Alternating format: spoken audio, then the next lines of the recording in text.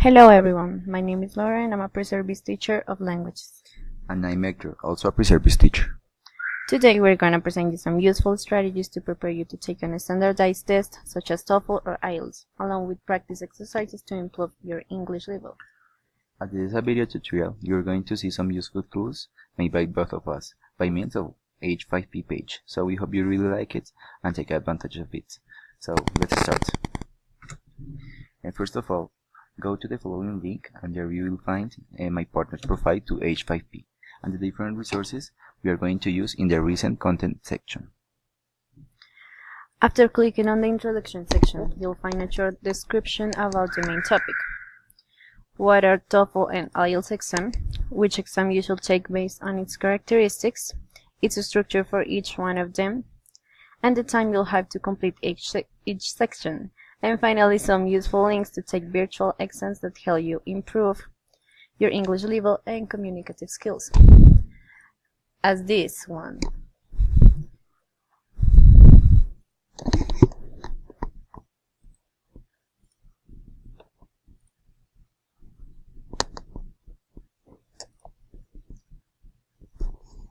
Well, an important part of a preparation for an standardized test is knowing each part of it.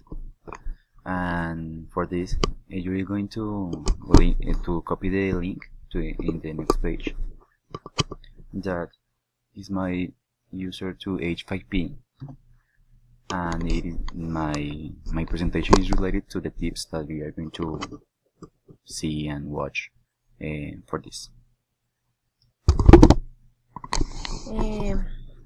That's right, and we are going to give you some advices as a part of the process of preparation. It is important to know because the more that you prepare and be aware of what you are going to face, the better you'll do it.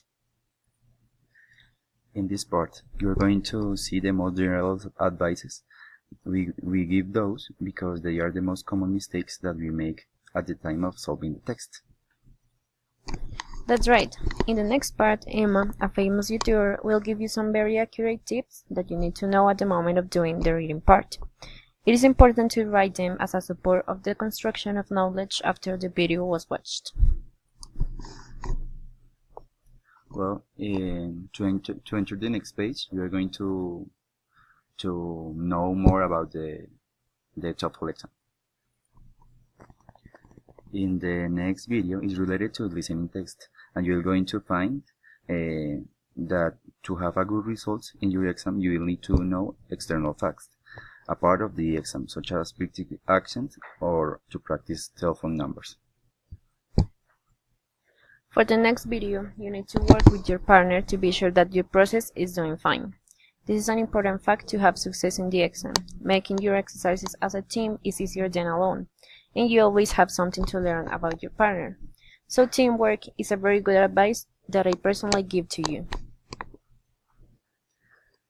The next item is to relate to writing tips. So check it and write everything you wanted.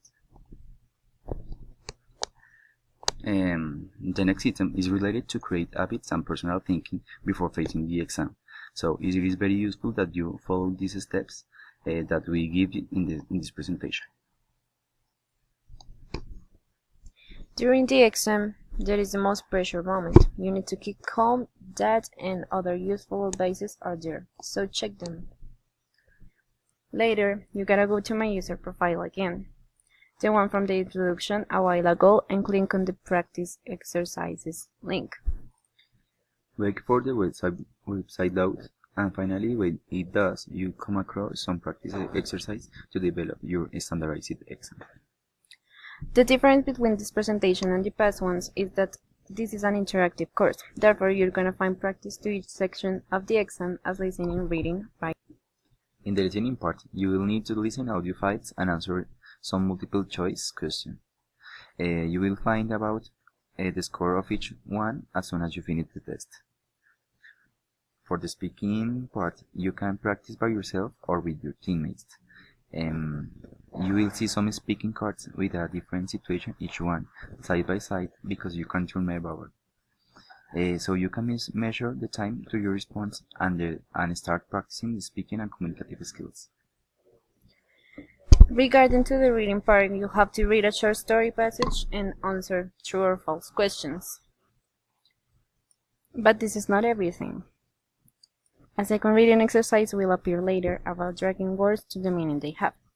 This is a common exercise on the reading part of this kind of exams, and a lot of people need more practice with the contrasting and differentiating process. And finally, we have the writing section. Here you will find a writing exercise to do by your own.